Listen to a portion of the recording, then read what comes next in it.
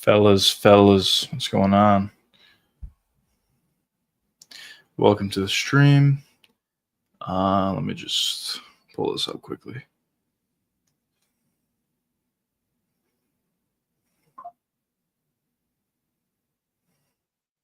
Let's see if I can open this. Welcome.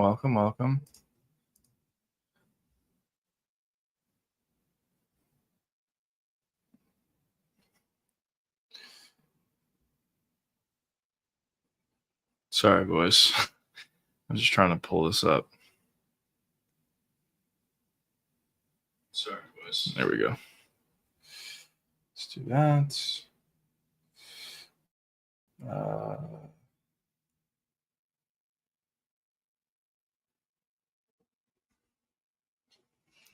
Set that goal. Perfect. All right, fellas. Welcome to the stream. Welcome. I guess I can give a couple seconds for some more people to join the stream. Just pull up a couple things here. All right, so we don't have too much news that came out, but one thing that I did want to talk about is we have a potential fight between Geoff Neal and Carlos Prates getting rebooked for this upcoming weekend, or not for this upcoming weekend, but for UFC 318, I believe. Let me just double check that.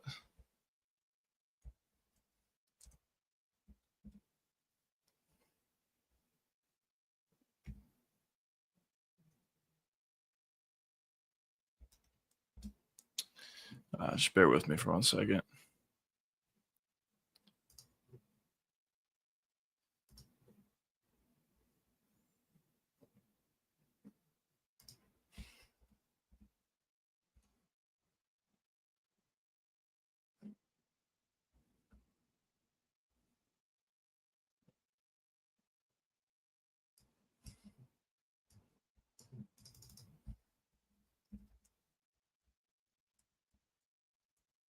There we go. 1 second, boys. I apologize. I'm just trying to bring this up. All right, yeah. So we have Bruno Ferreira versus Jackson McVeigh. Jackson McVeigh was supposed to fight last weekend, but his opponent missed weight by 10 pounds. So they're putting him up against Bruno Ferreira. Bruno's opponent just pulled out like the other day, so quick replacement there. Bruno stays on the card. But yeah, this is what I was talking about. We have Carlos Prates versus Geoff Neal for UFC 319. It's not official or anything yet, but it seems like it's probably going to happen. This is a rebook. They were actually supposed to fight previously, but it didn't come to fruition, obviously. I think Geoff Neal had to pull out of that fight, but yeah, they put it back together now. So we have that fight. That should be a really fun one. Prates is a very fun fighter. Unfortunately, he didn't really go for it as much as I would have liked to see him go for it in his last fight versus Ian Gary, but at the same time, he did kind of go for it at the end, and he is an overall exciting fighter for sure. So we'll see him on the card, or on the card, and also we're going to have him up against Geoff Neal, and Geoff Neal is always kind of a fun fighter. He does go for it a lot. The only thing about Geoff Neal though is it's very hit or miss with Geoff Neal. Either you get a really good performance from him and he beats top level guys, or at other times you get weird performances out of him and he just doesn't fight all that well whatsoever. And he loses to some guys that maybe he should beat. So it'll be interesting to see which version of Geoff Neal we see out there. But I'm assuming Geoff's going to look pretty good. I'm assuming Carlos is going to look pretty good, especially after losing to Ian Gary. He's going to want to get that win back. So I'm sure both of these guys are really going to go for it, and we'll see what happens in the end. If I had to give a prediction, I would certainly lean with Carlos Prates, but we'll see. Geoff Neal is a dangerous fighter. He does a lot of good things out there. I mean, I think his inside boxing is pretty underrated, actually. And who knows, if you can close the distance against Prates, maybe you can put some combos together. Maybe you can land some shots and do some damage overall. But as I said, I certainly lean with Prates in this fight. Yeah, outside of that, I mean, nothing else really we do have this upcoming card um, of Derek Lewis versus Taliesin Teixeira. That should be a decent one, a fun one for sure. As I said, I touched upon this a couple different times, but I think Taliesin is actually pretty good for the heavyweight division. Not because I think he's super technical or ridiculously good or anything like that. The reason why I think Taliesin could be good for the heavyweight division and why I think he'll beat Derek Lewis is just because the heavyweight division isn't great. Um, they're just not great. So if you have like physical tools and physical skills, I think that's enough to get by at that weight class. And I think we'll see that with Taliesin. So in this fight, I think Talison's going to utilize his range in this fight a lot. I think he's going to utilize his jab and right straight, stay away from Derek Lewis a little bit. I'm sure there's going to be some occasions where they do like brawl with each other. Um, but for the most part, I think Talison's going to stay at a range where he can hit Derek, but Derek can't really hit him back. And in the end, I think it's going to be a first or second round TKO for Taliesin Teixeira.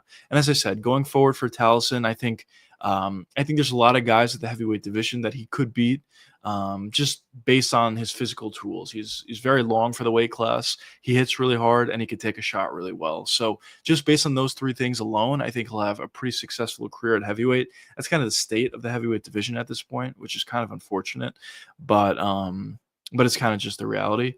But yeah, so I certainly lean with Taliesin in that fight.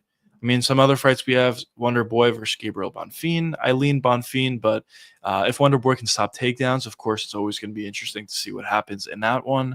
Calvin Kattar versus Steve Garcia is going to be a really, really fun fight. I think it's probably going to be one of the best fights of the year, potentially. I think both of these guys are really going to go for it. And yeah, I mean, it should be a good one. Should be a fun one for sure. And yeah, and we have some other good fights on the card, obviously. Then we have UFC 318, Dustin Poirier versus Max Holloway. Interesting main event. Obviously, I think we talked about this in a couple of live streams, but interesting main event. But I don't know if it's a main event that really takes anybody to the next level. For Dustin, he's retiring most likely. So um, Sorry. So yeah, he's retiring most likely. So I don't think it's really going to take his career anywhere unless he gets a big finish. And for Max Holloway, if he beats Dustin, great. It'll probably move him up the rankings a little bit. But he's probably going to need at least one extra win or maybe two additional wins on top of the Poirier one to get a title shot. Just because Ilya is the champion at this point, and Ilya already finished Max Holloway. So interesting fight for sure. I don't know where it really takes either one of these guys, but I think it should be a fun one on paper. So yeah, so we'll see what happens in that one. Obviously, we have a couple of other uh, interesting fights on that card, but overall, I would say UFC 318 is is probably not the best card in the world, but we'll see what happens in that one. But one thing that I did want to do with you guys a little bit different is I wanted to do some reaction videos to some MMA videos and give my opinions on certain things, and we can discuss during the video, after the video, whatever. So one video that I had in mind is this one. So shout out to Bedtime MMA. He came out with this video, the most skillful UFC champions ever in every division. So yeah, we could watch this and we could, I'll pause throughout and we could talk. Um, Let me see if everything's working.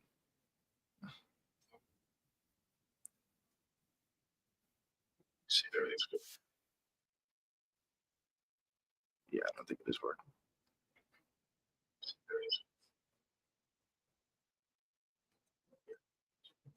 Yeah, it's not working. How do I? Sorry, boys. I'm a little new to streaming here. I just want to figure out how do I. Let me just full screen it for a second. But how do I get the audio? Does anybody know this in chat? How to get audio from a specific tab? Um, sorry. Let me just figure this out quickly. Mm.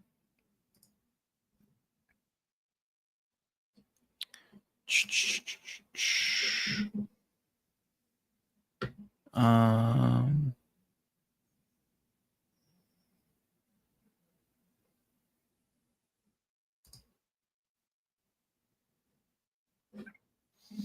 hmm. is an interesting one.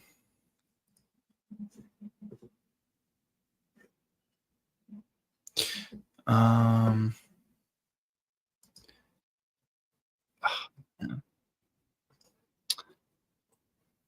I guess what I could do is this. All right, I'm just gonna do it like this. I got to figure this out. I'm gonna do more research on how to do this. I should have did this before, but I'm just they're just still shots anyway, so we can just look at this and talk about it. I guess I apologize for that. I'll do a little bit more research after the stream.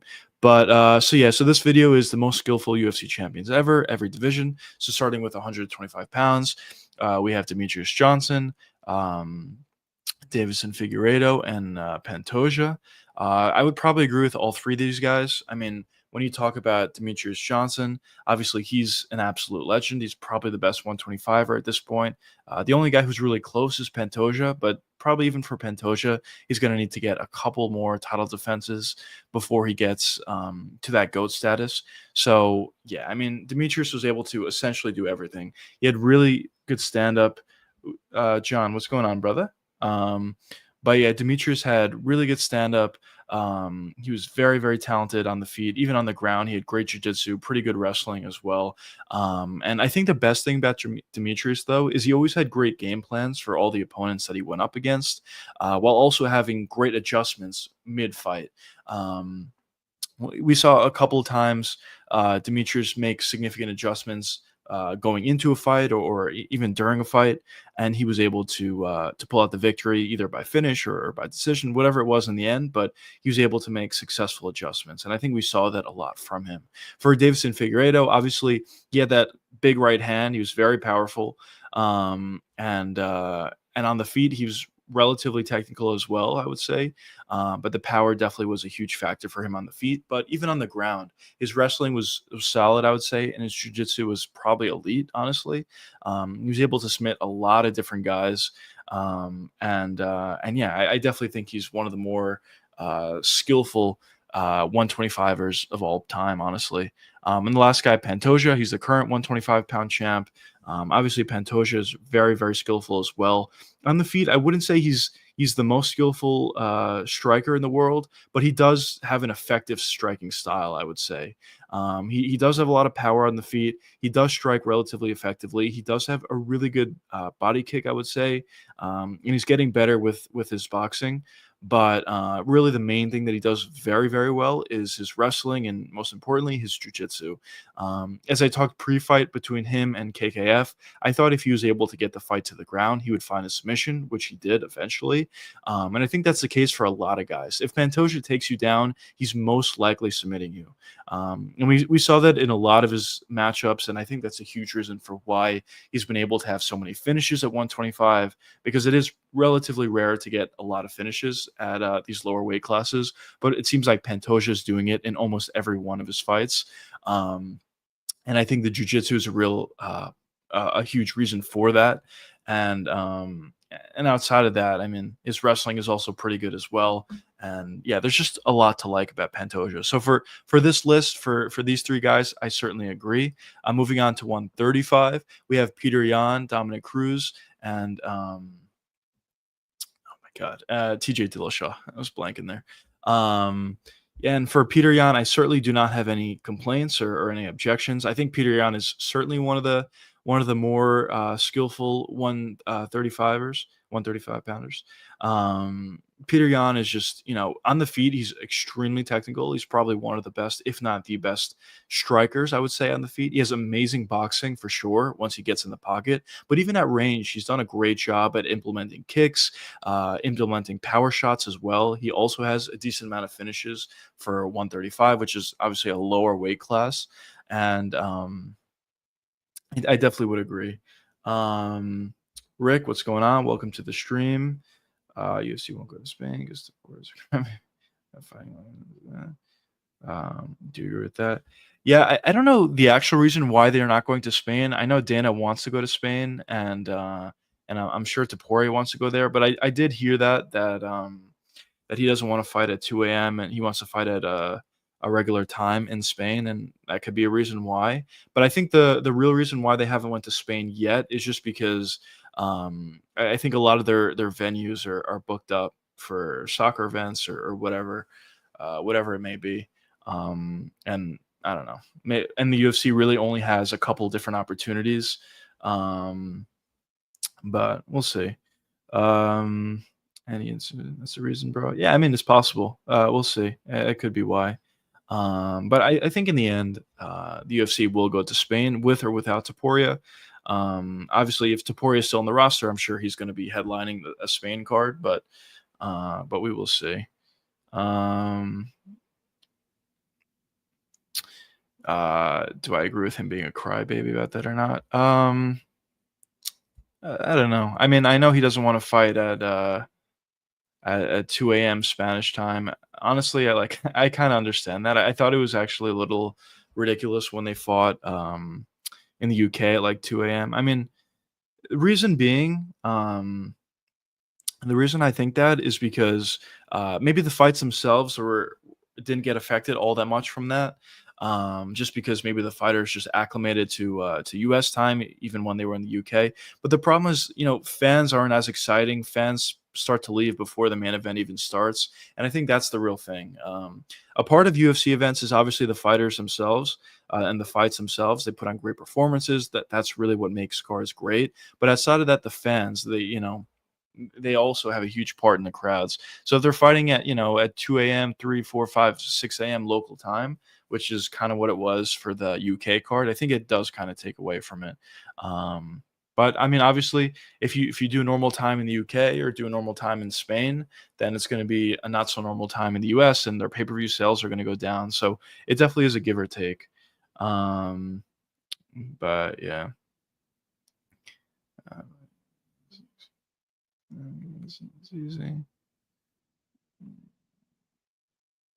No, I mean, yeah, I personally would fight at 2 a.m. if I get paid millions of dollars. But I actually don't even.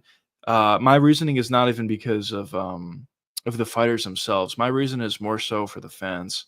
I mean, if they're fighting in an empty arena or a half full arena, it's not going to be as exciting, obviously, as a completely full thing. Um, but yeah, that's just my thought process on it. But yeah, going back to this video, yeah. So Peter Yan, certainly, I would definitely agree with. Anybody who's joining late, we're reacting to a bedtime MMA video, and it's kind of just still shots. So I'm just gonna be, he's going through every division and talking about the top three most skilled fighters of those weight classes, and I'm just reacting and giving my opinions to them, and of course, feel free to let me know what you guys think in the comments or in chat as well. So for Peter Yan, I definitely would agree. Um, yeah, I mean, on the feet, he's super, super skilled. One of the better boxers in the UFC for sure. Great kicks as well. Has done a great job at implementing those. Even on the ground, he's actually like a really good wrestler. Pretty underrated wrestler, I think.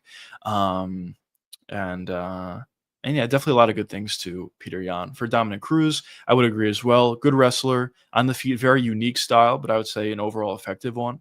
Um, with all the movement, with all the footwork that he utilized, so I would probably agree with him as well. And for TJ, I think I would agree as well. On the feet, relatively technical, hits pretty hard, especially for 135. On the ground, was a pretty good wrestler as well. There's just a lot to like about all three of these guys, to be honest. So I would agree with these three guys as well. Moving on to 145, we have Volk, Taporia, and Max Holloway. I think this is a pretty clear one, actually. For Volk, he's certainly one of the more skilled fighters at 145. On the feet, he's super, super technical, has a great jab, has a great right straight, can switch stances at will, great leg kicks. Um, Even has a decent body kick as well. On the feet, there's just a lot to like. And even on the ground, he's done a great job at consistently improving his wrestling. We saw him against Islam Makhachev. He was able to stop a lot of takedowns, and he was even able to reverse Islam at times. And Islam is obviously significantly bigger than he is, so certainly no complaint there. I actually think Volkanovski is one of the more skilled fighters of all time. I mean, I don't think that's a controversial take or anything or a crazy thing to say. I think it's pretty obvious. But I talk about this all the time. But physicality is so important, and I do agree. But for Volkanovski, I don't think he's really all that physical. He doesn't hit that hard, and his chin is not that great. And he still has been able to be as successful as he's been able to be, obviously. So you know, I certainly do think that that Volkanovski is one of the most skillful 145ers of all time. And honestly, there's a case that he's the most skillful 145 pounder of all time, just due to his lack of physicality. Um, but yeah, so then we have Taporia, who's former champ at 145, current champ at 155. I would agree with this as well. On the feet, he is very powerful and he hits really hard and all that, which is true for sure. But he also has a skill as well to back it up. On the feet, he has a great jab. We saw that in his fight versus Oliveira. He also does a great job at putting combinations together. We saw that against Volkanovski. We saw that against Max Holloway. And in the end, everybody knows he wants to land that right hand, but he's still able to land it. And he's able to do so because he's so technical on the feet and because he's able to put great game plans together against a lot of these opponents. I mean, both of the guys on the screen, he was able to land combos and eventually land that right hand to finish both of these guys. Against Max, the actual finishing shot was a left hook. But the shot that really set everything up and really hurt Max significantly was that right hand. So I certainly would agree with Taporia being on this list, of course, as well as his wrestling and jiu-jitsu also being elite. Even came into the UFC known actually as a wrestler and a jiu-jitsu guy. But yeah, but then for Max, also definitely would agree on the feet. Does a great job at putting combos together. Has a great jab. Doesn't hit the hardest. But has certainly been able to have a really successful career, a former champion as well. Was able to do a lot of things at 145. Now is moving up to 155. We'll see how that works out for him. But I definitely would agree with this as well. In terms of his wrestling, not elite or anything, but I would say solid enough to be successful at that weight class in 145, and we'll see how it pans out at 155. But yeah. Then moving on to 155. Unreal. 1 second. But yeah, so moving on to 155, we have Islam, Dos Nachos, Dos Anjos, and Charles Oliveira. I would agree with this as well. Islam on the feet, definitely an underrated striker. Has a good jab, has a good left straight. Very safe on the feet, very defensively sound. Doesn't really get hit all that much. He's gone up against a lot of really talented and really good strikers like Charles Oliveira, Dustin Poirier, and others as well. And he really didn't take too many shots, honestly. And those are, really good strikers for 155 and really good strikers in general in the UFC. So yeah, obviously striking's good on the ground. Of course, it's great. He has great wrestling, pretty good jiu-jitsu as well, great submissions. So definitely agree with that. Dos Anjos, similar thing to Volkanovski. He's not as good as Volkanovski, obviously, not even close, but similar thing in the sense that he's not really all that physical. Similarly to Volkanovski. And he's been able to, he was a former champion. He was able to have a relatively successful career. And on the feet, he's relatively talented. On the ground, he has good wrestling, good jiu-jitsu. So I would say an overall, like, pretty well-rounded fighter. And I definitely would agree with him being on this list. And for Charles Oliveira, I think, his acumen really speaks for himself. On the feet, he has great striking, very powerful. Does a great job at implementing his high guard, implementing his jab. His left hook is beautiful. Has a lot of weapons on the feet, whether it's leg kicks, front kicks, head kicks, jabs, right straights, hooks, uppercuts even. There's just so many different things, elbows even when coming in close. There's just so many different things that Charles Oliveira is able to do out there on the feet. And it's just a very diverse repertoire of weapons that he has on the feet. And of course on the ground, this is probably the best aspect of his game, where Charles has really good wrestling and it's consistently gotten better over the years. And his jiu-jitsu is probably the best in the UFC. I think him and Pantoja are pretty close, but still, probably one of the best in the UFC, and yeah, but yeah, I definitely would agree with him as well. Um, but yeah, 1 second, boys. Um, but yeah, that's just a couple guys. Um, but yeah, what do you guys